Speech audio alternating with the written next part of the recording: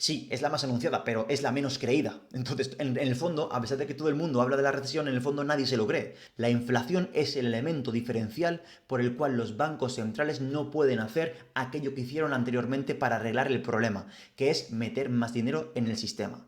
Que yo espero grandes oportunidades en la renta variable americana y en las criptomonedas más adelante.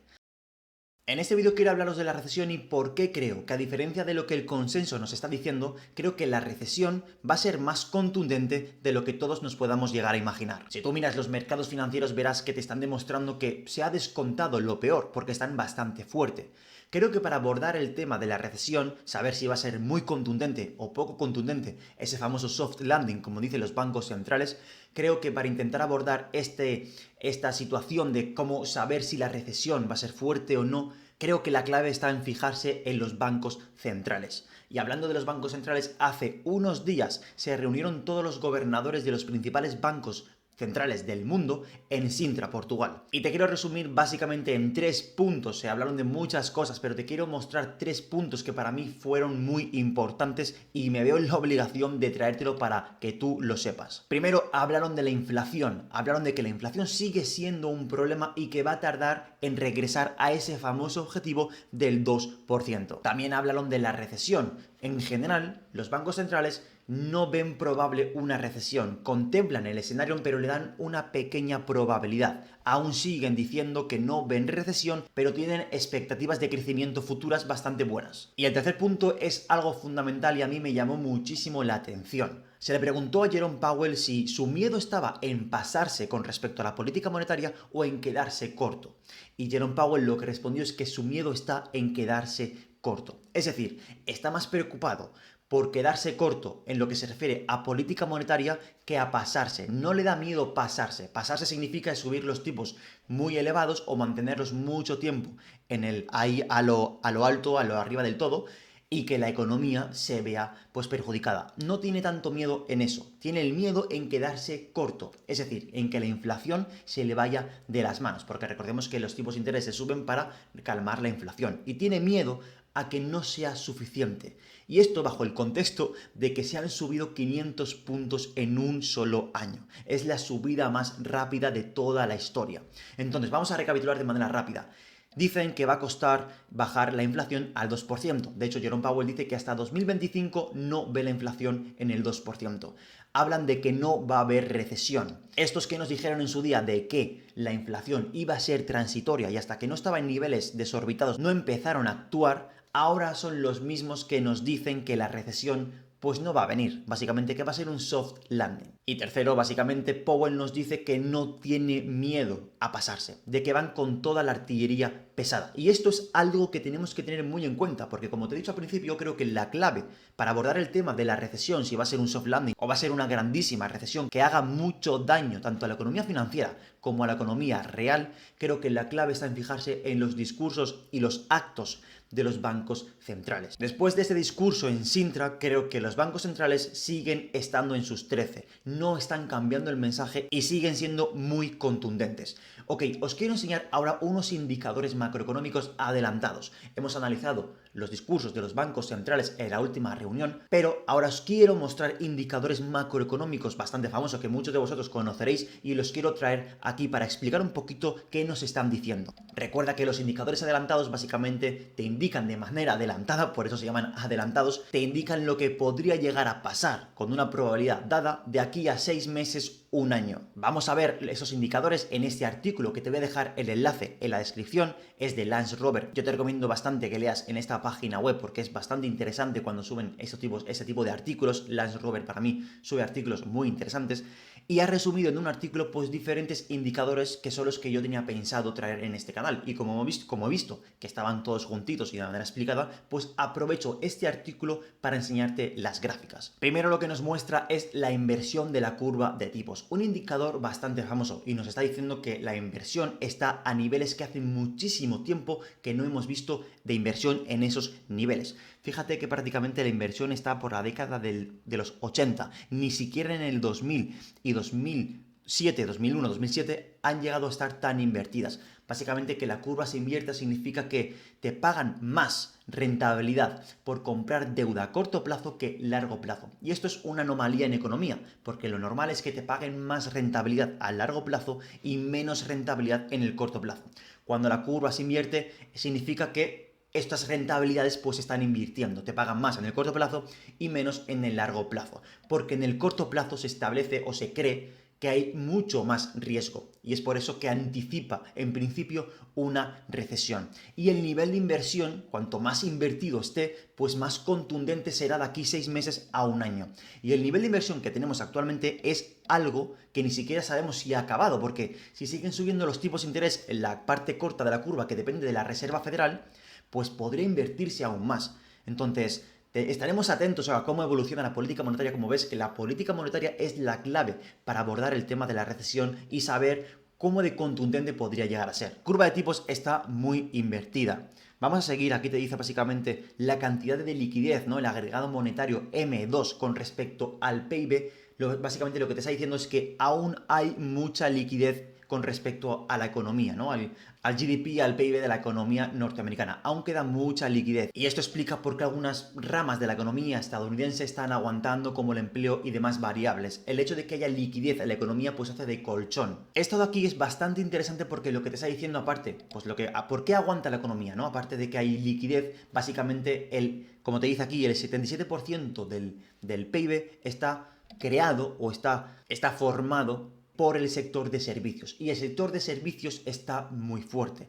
El restante porcentaje, que es el 22,4%, es el sector manufacturero. Y es el sector manufacturero actualmente el que está hecho polvo. Básicamente está en la mierda. Pero como el sector servicios es lo que ocupa gran porcentaje del PIB, normalmente en las economías desarrolladas, pues como el sector servicios está fuerte, y esto es lo que le va a pasar a España, seguramente los próximos datos sean bastante positivos, porque en España me refiero, porque servicios en España es algo fundamental y viene el verano y quieras o no se notará. Está pasando lo mismo, el sector servicios es lo que más representa en Estados Unidos y tenemos muchísima fuerza en el consumo privado, entonces esto se ve reflejado en que no hay recesión, ¿no? Es decir, no se ve un resentimiento muy, muy grande del PIB. Entre la liquidez que queda en el sistema, entre que el porcentaje del PIB en su mayoría es consumo derivado al servicio. Entonces esto está aguantando mucho porque el servicio, que es lo que más representa en el PIB, está muy fuerte. Si te das cuenta, hay diferentes variables que está haciendo que la economía, pues de momento, aguante. Y por último te voy a enseñar el indicador ley. Un indicador que a mí me gusta mucho, es bastante famoso y está hecho por 10 subindicadores, por así decirlo.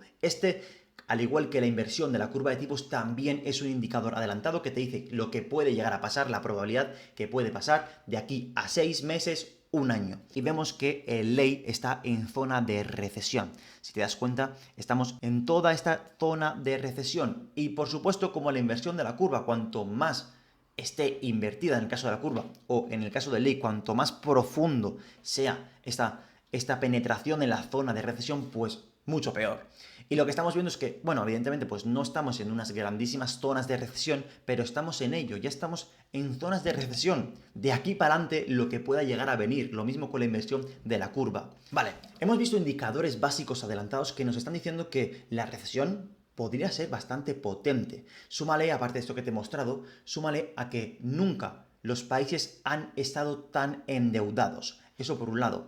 Aparte, durante 15 años atrás, siempre que ha habido un problema, los bancos centrales han arreglado el problema y se lo han podido permitir, a diferencia de ahora, que no se lo pueden permitir por una diferencia muy notoria, que es la inflación. 2016 a 2018 también se intentaron subir los tipos de interés, pero vieron que los mercados no respondieron bien y recularon. Pero ¿por qué se pudieron permitir recular? ¿Y por qué ahora hay mucha gente que cree que va a recular ahora también? Porque es lo que ha hecho anteriormente durante los últimos 15-20 años, desde el 2008, que es cuando finalizó la crisis de Estados Unidos, ¿no?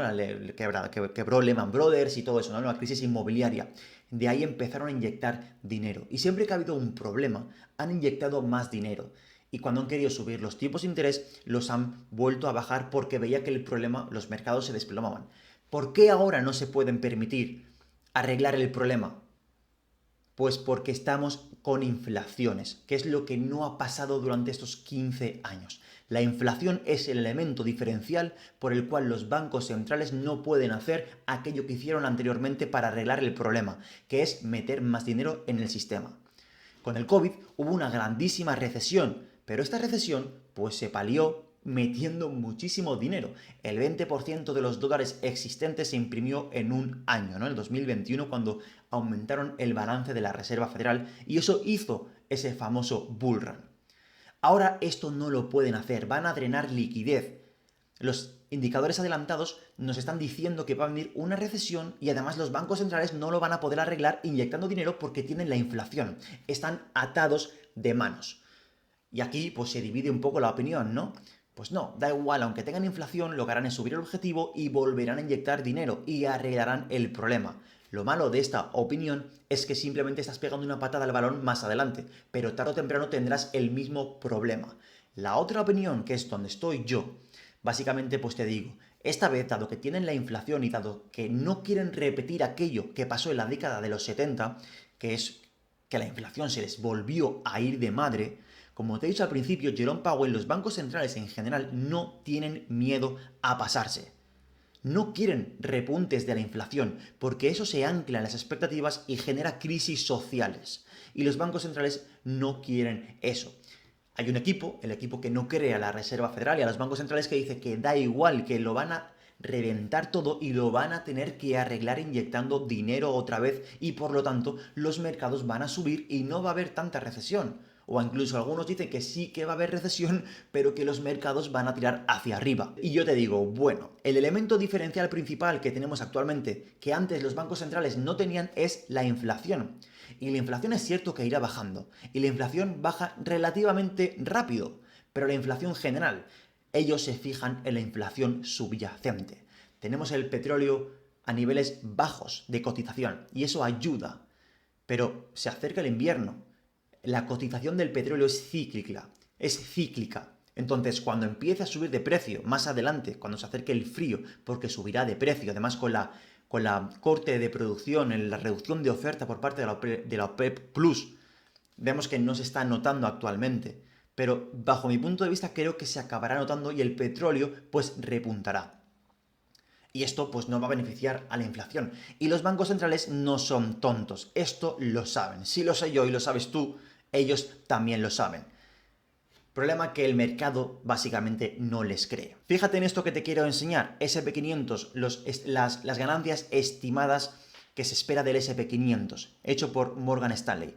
Básicamente, fíjate, 185, 220, 228, de aquí para adelante esperan más beneficio por acción del SP500 y todas las empresas en conjunto.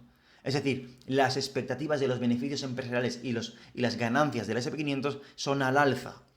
¿Esto por qué? ¿Por qué hacen esas estimaciones? Pues por lo que te he comentado, porque no se cree que vaya a haber recesión. La recesión más anunciada de la historia, y como es súper anunciada, pues no se va a cumplir. Eso es lo que se dice, ¿no? Pero realmente, a pesar de ser la más anunciada de la historia, y yo creo que esto de ser la más anunciada de la historia ha ayudado mucho a la tecnología y el acceso de redes sociales y la viralización de la inversión, creo que esto ha ayudado mucho a que se haga mucho más ruido. El hecho de que sea la más anunciada de la historia, vemos que los comportamientos de los activos no cuadran ante una posible recesión en la vuelta a la esquina. Es decir, si es la recesión más anunciada de la historia, pero al mismo tiempo estamos viendo que los activos de riesgo están subiendo y subiendo y subiendo, pues a pesar de que sea la más anunciada de la historia, sí, es la más anunciada, pero es la menos creída. Entonces, en el fondo, a pesar de que todo el mundo habla de la recesión, en el fondo nadie se lo cree, porque tenemos las bolsas fuertes.